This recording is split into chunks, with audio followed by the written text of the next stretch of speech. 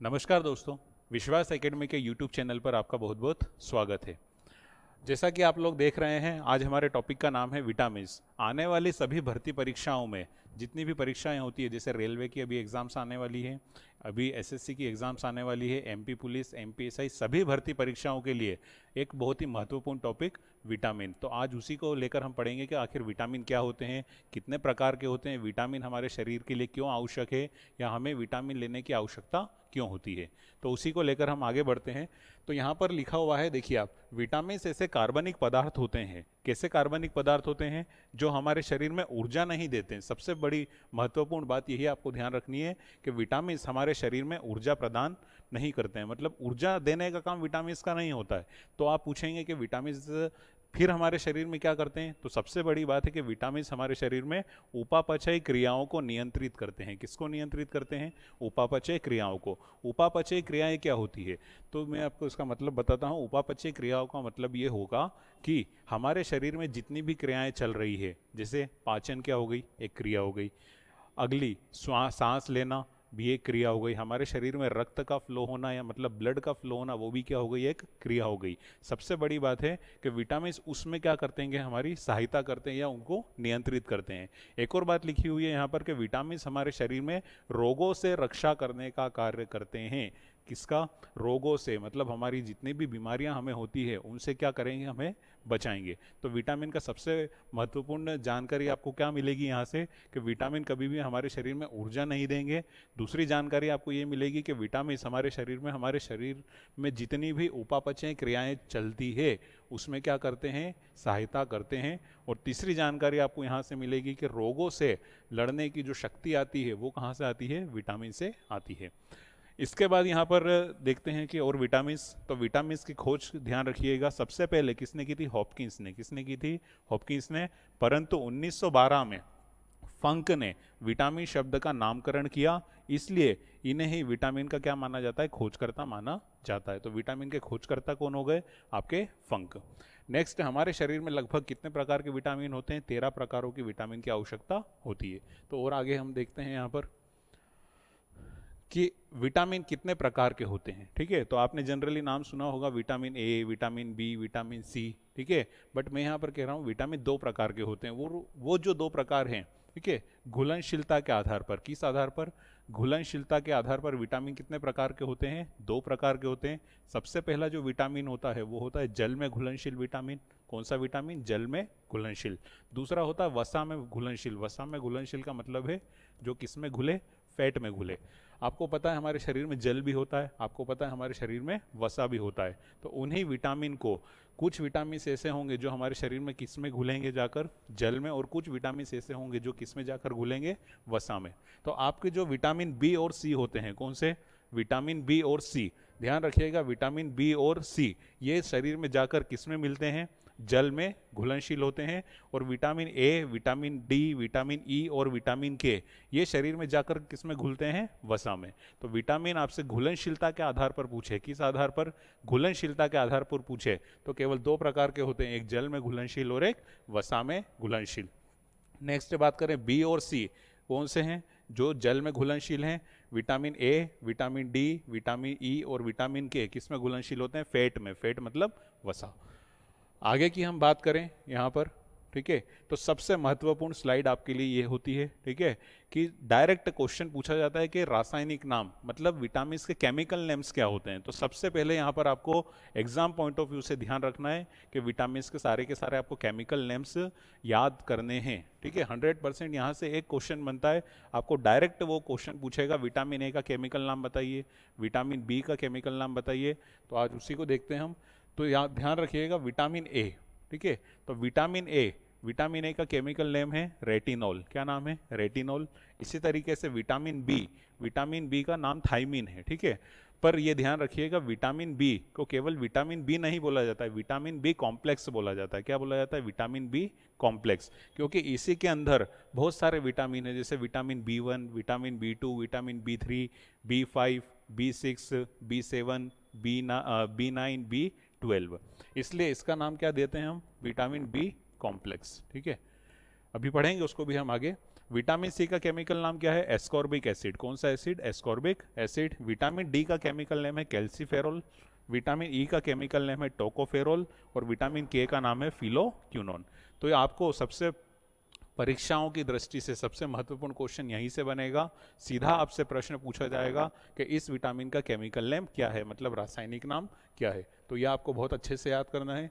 Next अगर हम देखें यहाँ पर, जिस तरीके से मैंने आपको बताया था कि विटामिन बी अपने आप में पूरा एक कॉम्प्लेक्स है, तो विटामिन बी कॉम्प्लेक्स, उसी विटामिन बी कॉम्प्लेक्स के अंतर्गत इतने विटामिन आते हैं, vitamin B1, vitamin बी2, B3, B5, B6, बी7, बी9 और बी12। सभी के अपने अपने केमिकल नेम है। तो विटामिन बी1 का केमिकल नेम है थाइमिन, विटामिन बी2 का केमिकल नेम है राइबोफ्लेविन, विटामिन बी3 का नाम है निकोटिनामाइड या नियासिन, विटामिन बी5 का नाम है पेंटोथेमिक अम्ल, विटामिन बी6 का नाम है पायरिटॉक्सिन, विटामिन बी7 का नाम है बायोटिन, विटामिन बी9 का नाम है फॉलिक अम्ल और विटामिन बी12 का नाम है साइनोकोबाल अमीन। तो हर एक विटामिन का क्या है? अपना अपना केमिकल नेम है। तो इन्हीं के बारे में हम डिटेल में चर्चा करते हैं कि एक एक विटामिन आपके बॉडी में जाकर क्या करेगा। अगर विटामिन की कमी होगी तो वो विटामिन से कौन से आपको रोग हो सकते हैं, तो वो हम देखते हैं यहाँ पर। तो सबसे पहले हम चर्चा करते हैं विटामिन ए की। किसकी? विटामिन ए की।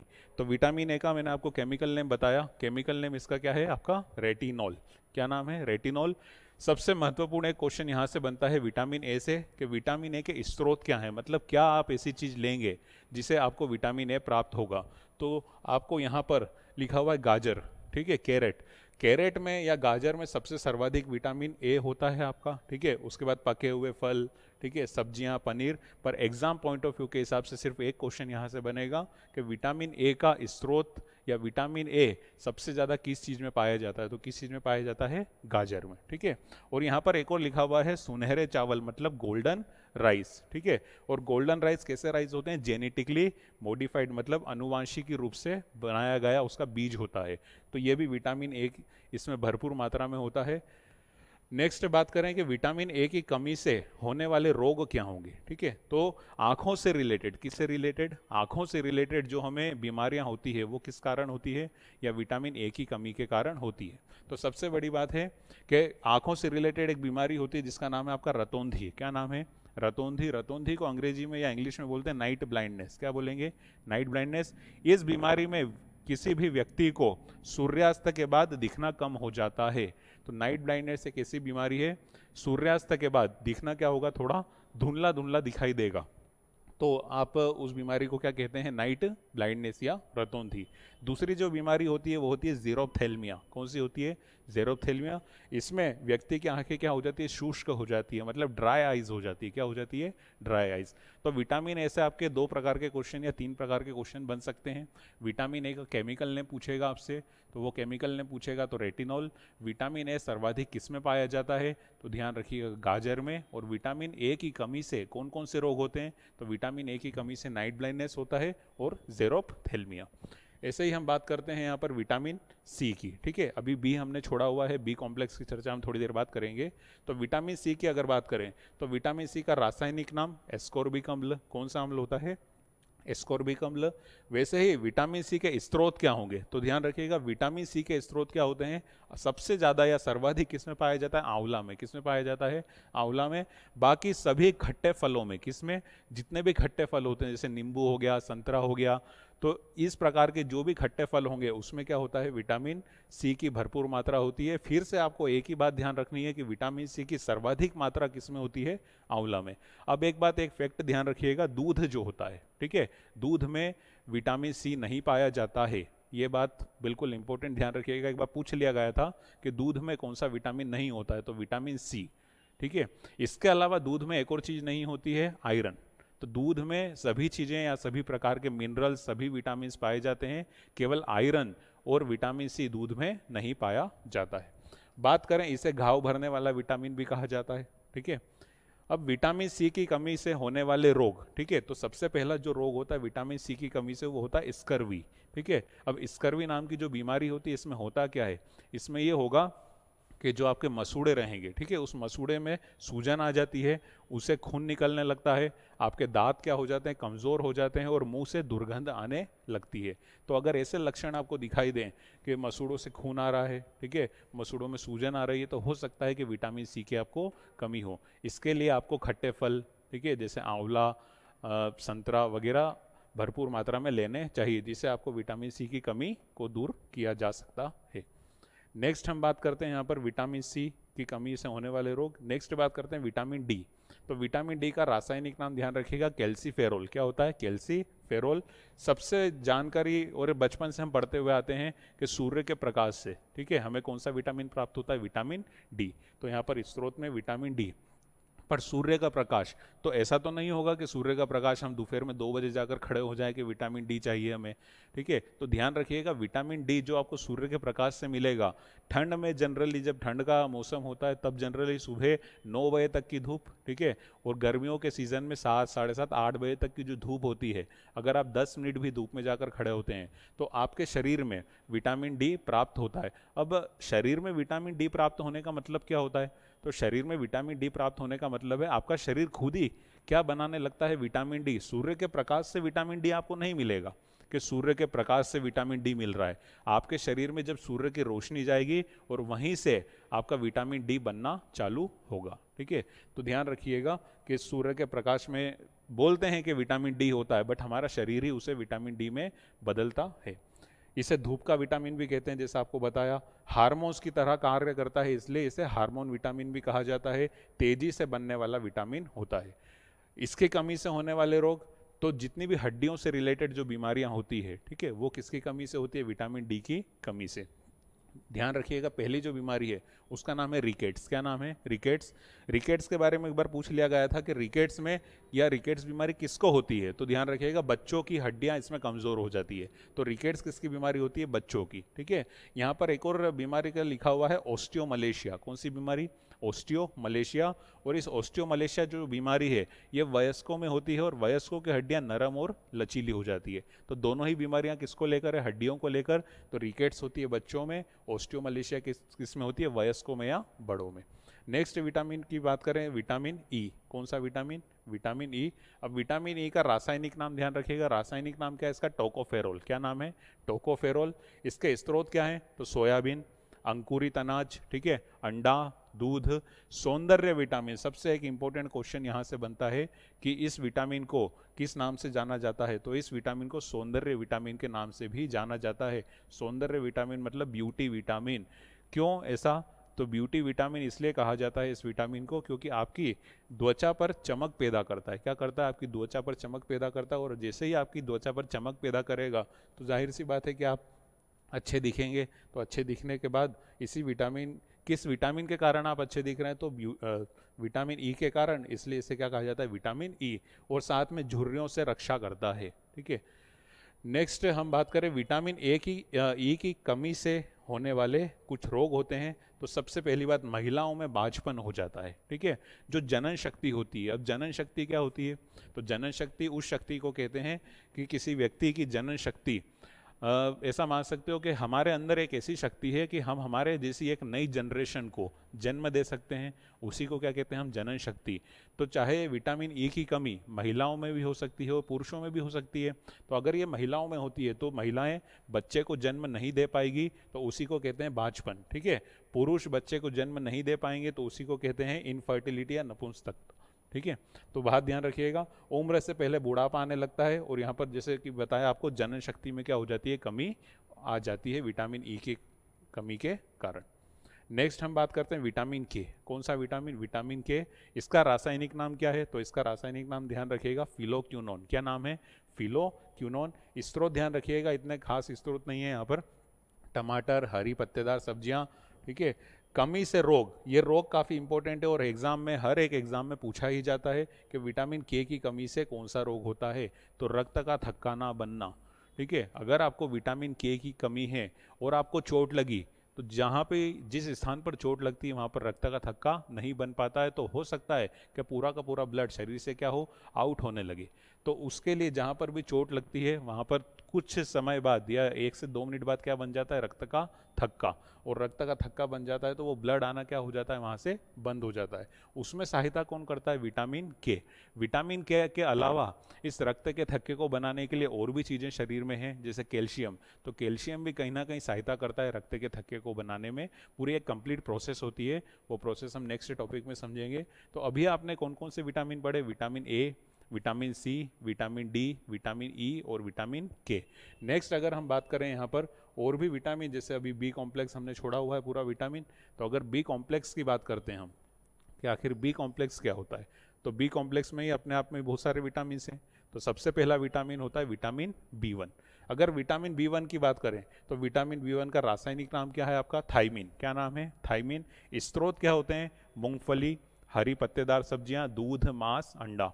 नेक्स्ट, इसकी कमी से एक रोग जो एग्जाम में हमेशा पूछा जाता है कि विटामिन बी की कमी से होने वाला रोग, ठीक है, तो आप हमेशा लगा के आएंगे बेरी बेरी। कौन सा रोग, बेरी बेरी। और बेरी बेरी में होता क्या है, मांसपेशियों में खिंचाव आ जाता है। जितनी भी आपके शरीर की मसल्स हैं उन मसल्स में क्या आने लगता है, खिंचाव आने लगता है। उसी रोग को क्या कहते हैं हम, बेरी बेरी। विटामिन बी 1 का नाम ध्यान रखिएगा, क्या है आपका, थाइमिन। नेक्स्ट हम बात करें तो विटामिन बी 2। तो विटामिन बी 2 का फिर से रासायनिक नाम ध्यान रखना है। रासायनिक नाम क्या है आपका, राइबोफ्लेविन। स्रोत वही केला, हरी पत्तेदार सब्जियां, दूध, मांस। कमी से होने वाला रोग, ठीक है, जीभ संक्रमित हो जाती है, अर्थात जीभ पर छाले पड़ जाते हैं। त्वचा और होठ का फटना, किलोसिस रोग, विटामिन बी 2 की कमी के कारण हो जाता है। ठीक है, इतना इंपॉर्टेंट नहीं है। यहाँ से आपको जो इंपॉर्टेंट क्वेश्चन एक मिलेगा कि विटामिन बी 2 का रासायनिक नाम क्या है, राइबोफ्लेविन। इसके बाद बात करते हैं विटामिन बी 3 की। तो विटामिन बी 3 का रासायनिक नाम निकोटिनामाइड या नियासिन होता है। फिर से स्रोत इतने इंपॉर्टेंट नहीं है, मूंगफली, हरी सब्जियां, वही ध्यान रखिएगा। सभी लगभग विटामिन बी के स्रोत वही रहेंगे। कमी से होने वाले रोग कौन सा होता है, पेलेग्रा या 4D सिंड्रोम। अब ये 4D का मतलब क्या होता है, 4D का मतलब होता है डायरिया। ठीक है, डायरिया में क्या होता है, दस्त लग जाते हैं। डेमेंशिया, मानसिक विकृति एवं मंदबुद्ध की स्थिति हो जाती है।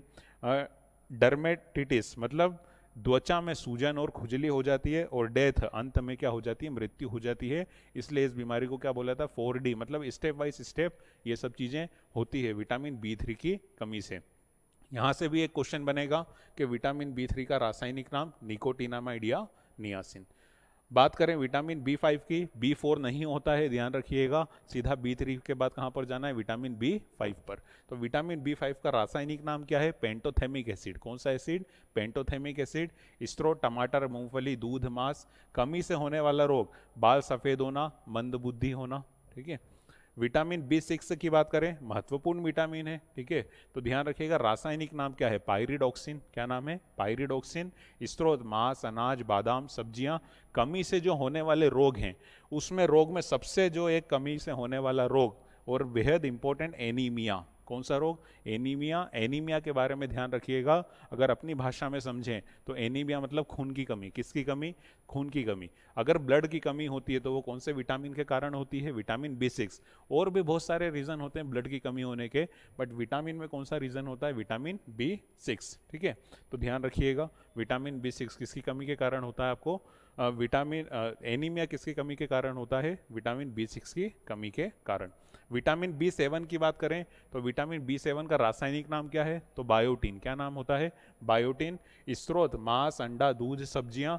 इसे महत्वपूर्ण क्वेश्चन फिर से यहाँ से एक निकल कर आता है, इसे विटामिन एच भी कहा जाता है। ठीक है, बेहद इंपॉर्टेंट पॉइंट, विटामिन बी 7 को ही कहा जाता है विटामिन एच। ठीक है, कमी से होने वाला रोग, लकवा, शरीर में दर्द और बालों का गिरना। नेक्स्ट अगर विटामिन की बात करें तो विटामिन बी 9, फिर से जैसे विटामिन बी 4 नहीं होता है ऐसे ही विटामिन बी 9 भी नहीं होता है। बात करें इसका रासायनिक नाम क्या होता है, तो इसका रासायनिक नाम है फोलिक अम्ल। क्या नाम है इसका रासायनिक नाम, फोलिक अम्ल। स्रोत क्या होते हैं, दाल, सब्जी और अंडे। और कमी से होने वाला रोग, फिर से कौन सा रोग होगा यहाँ पर, एनीमिया। कौन सा रोग होगा, एनीमिया। और एनीमिया का मतलब आपको बताया, एनीमिया का मतलब क्या होता है, खून की कमी। तो विटामिन बी 6, ठीक है, विटामिन बी 9, इन दोनों की कमी से कौन सा रोग होता है आपको, एनीमिया। फिर बात करें हम विटामिन B9 के बाद विटामिन 10 भी नहीं होता है, मतलब B10 भी नहीं होगा, ठीक है। विटामिन B11 भी नहीं होता है। नेक्स्ट बात करें विटामिन B12। विटामिन B12 का के बारे में एक बात ध्यान रखिएगा कि विटामिन B12 का केमिकल नेम, ठीक है, या इसका रासायनिक नाम क्या होता है, साइनोकोबालामीन। क्या होता है, साइनोकोबालामीन। स्रोत क्या होंगे, दूध, मांस, अंडा और पनीर। सबसे महत्वपूर्ण बात कि इस विटामिन में क्या पाया जाता है, कोबाल्ट, ठीक है। एक खनिज लवण होता है, क्या होता है, एक खनिज लवण होता है या एक मिनरल होता है, और इसी विटामिन में क्या पाया जाता है, कोबाल्ट। इसलिए देखिएगा इस विटामिन का नाम भी क्या रखा है, साइनोकोबालामीन, क्योंकि इसमें ज़्यादा मात्रा में क्या पाया जाता है, कोबाल्ट पाया जाता है, इसलिए नाम क्या होगा, साइनोकोबालामीन, ठीक है। कमी से होने वाला रोग फिर से एनीमिया, ठीक है, और एक पांडु रोग। कौन सा रोग, पांडु रोग। तो इसकी कमी से भी कौन सा रोग हो रहा है, एनीमिया। तो ध्यान रखिएगा एनीमिया 3 विटामिन की कमी से होते हैं, विटामिन B6, ठीक है, विटामिन B9 और विटामिन B12। तो ये 3 विटामिन की कमी से कौन से रोग होते हैं आपको, vitamin anaemia. Vitamin a chemical name होता है रेटिनॉल। विटामिन बी, ठीक है, सभी के ऐसे ही आपको क्या नाम याद रखने हैं, केमिकल नेम से जनरली याद करने हैं एग्जाम पॉइंट ऑफ व्यू की दृष्टि से। आपके लिए महत्वपूर्ण क्वेश्चन जो यहाँ से बनेंगे, 3 प्रकार के क्वेश्चन बनते हैं। कितने प्रकार के, 3 प्रकार के। सबसे पहला क्वेश्चन ये बनता है कि वो आपसे पूछेगा कि हर किसी भी विटामिन का केमिकल नेम पूछ सकता है, ठीक है, तो आपको सीधा याद होना चाहिए। वो आपसे दूसरा प्रश्न पूछेगा कि किस विटामिन से क्या कमी होती है, और तीसरा क्वेश्चन यहाँ से बनता है कि विटामिन जो बी होता है, ठीक है, विटामिन बी कॉम्प्लेक्स को विटामिन बी कॉम्प्लेक्स से क्यों बोला जाता है, ठीक है। तो ये सब चीज़ें ध्यान रखिएगा। ये टॉपिक एक ऐसा टॉपिक है, एक जो एग्जामिनर क्वेश्चंस पूछता है, एक महत्वपूर्ण टॉपिक की दृष्टि से देखा जाता है इस टॉपिक को, और जनरली आपको ये सब पता होना चाहिए, ठीक है। तो यही आपसे कहना चाहता हूँ, जैसा कि आज हमने विटामिन का टॉपिक पढ़ा, ठीक है, नेक्स्ट हम टॉपिक जो भी होगा महत्वपूर्ण टॉपिक उसको पढ़ेंगे। धन्यवाद।